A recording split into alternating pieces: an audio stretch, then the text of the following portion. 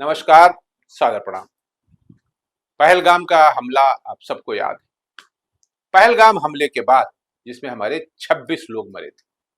पहलगाम हमले के बाद पहली बार जम्मू कश्मीर कैबिनेट की एक विशेष बैठक और उसमें ये चर्चा हुई कि पूरे देश के लोगों ने जिस आत्मविश्वास के साथ जम्मू कश्मीर की यात्राएं शुरू की थी, पर्यटन को बढ़ावा दिया था, वो पुनः शुरू होना चाहिए। इससे देश के लोगों में तो भरोसा जगेगा ही, सीमा पार तक भी ये संदेश पहुंचेगा कि आतंकी गतिविधियां जम्मू कश्मीर की तरक्की को रोक नहीं सकती। सरकारी आंकड़े बताते हैं कि विशेष दर्जा खत्म होने और केंद्र शासित प्रदेश बनने के बाद से जम्मू कश्मीर में पर्यटकों की आमद बढ़ी है।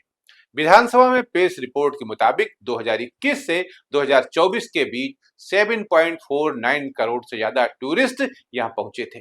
इनमें से 99.93 लाख से अधिक पर्यटकों ने घाटी की सैर की। अच्छी बात यह रही कि इस दरमियान कश्मीर में विदेशी पर्यटक अधिक आए। 2024 में 65,000 से भी ज्यादा।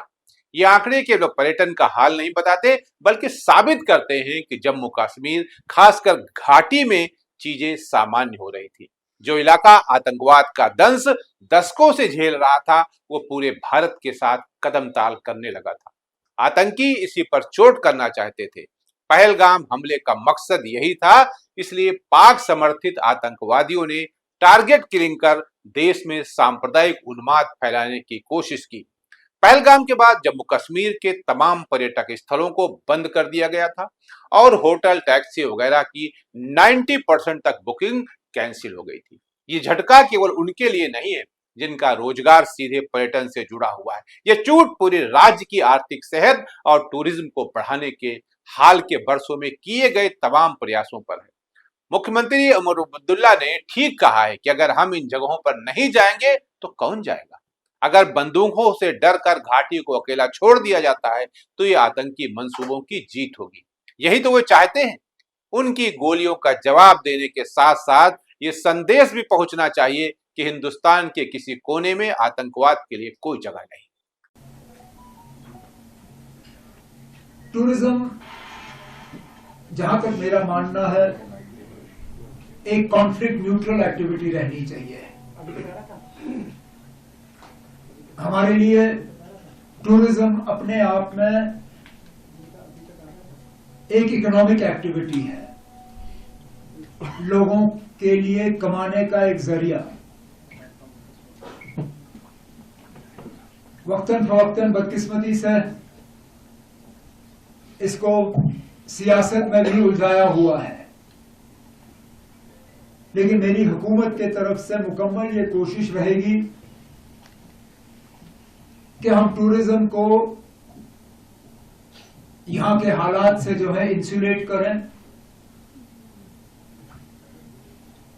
हम चाहते हैं कि दुनिया जम्मू कश्मीर की टूरिज्म को एक इकोनॉमिक एक्टिविटी के तौर पे देखे,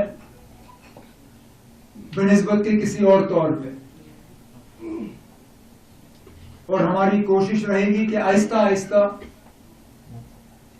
इसमें मैं मानता हूं फूक फूक के कदम रखने होंगे, लेकिन हमारी कोशिश है कि आहिस्ता आहिस्ता टूरिज्म का सिलसिला जो है वो जम्मू कश्मीर में और खासकर कश्मीर की वादी में दोबारा शुरू हो जाए।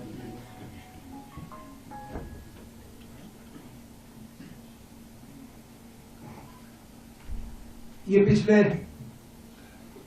5-6 हफ्ते ये मुल्क के लिए आसान नहीं रहे, वो मैं मानता हूं, जानता हूं, लेकिन सबसे ज्यादा जम्मू कश्मीर को इनका खमियाजा भुगतना पड़ा है। हम इस मुश्किल दौर से निकले,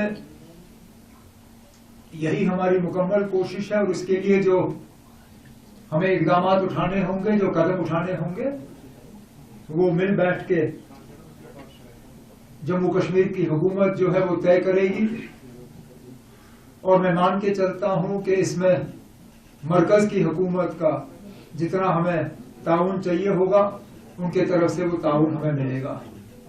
उमर अब्दुल्ला ने नीति आयोग की बैठक में सुझाव भी दिया था कि पीएसयू के लिए कश्मीर में बैठक करना अनिवार्य होना चाहिए। साथ ही संसदीय समितियों को भी घाटी में जाकर मीटिंग करनी चाहिए।